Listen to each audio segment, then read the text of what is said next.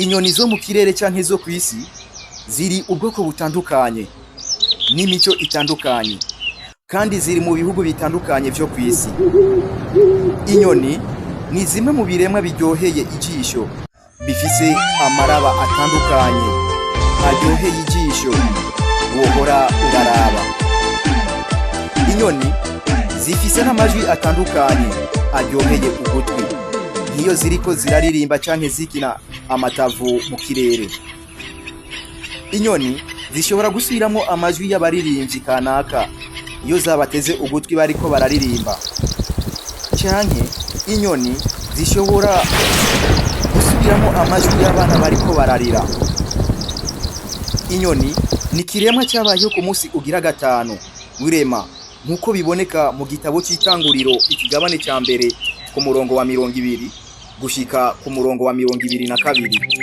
Aho naho havuga ngo Imana yongera kuvuga iti, amazi niyuzuremwo ibikoko, kandi ibikoko bifise amababa nibiguruke mu kirere hejuru y'isi.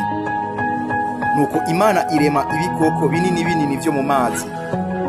Ibikoko byose by'amoko atandukanye bigendera mu mazi biri mu migwi minini minini, n'ibikoko byose by'amoko atandukanye bifise amababa kandi biguruka. Imana ibona ko byari byiza, maze irabihezagira ivuga iti, nimurondoke mugwire mwuzura amazi yo mu biyaga, kandi ibikoko biguruka nibigwire ku isi. Burira bwongera buraca, uwo uba umunsi ugira 5.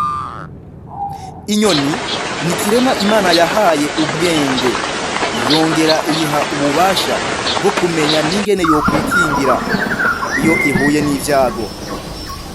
Inyoni ni ikiremwa Imana yahaye ubushobozi bwo kumenya ingene ishobora gukingira abana bayo iyo bageramiwe n'amazi. Inyoni ni ikiremwa gikingira abana bayo iyo imvura iriko iragwa.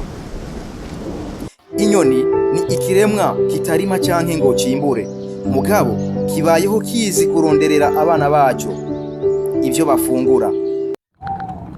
Inyoni ni ikiremwa Imana yahaye kurondoka, kumenya igihe hageze ko kirondoka, kikamenya n'igihe hageze ko kirondera ikigore cyubakana.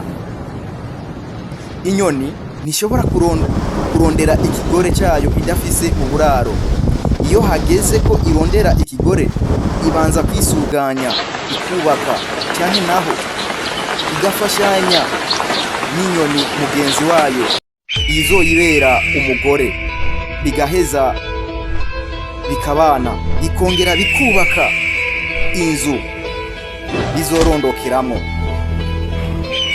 Inyoni ni ikiremwa mu biremwa bihishura ububasha bw'Imana ifise, be n'ubu ninahazwa bwayo.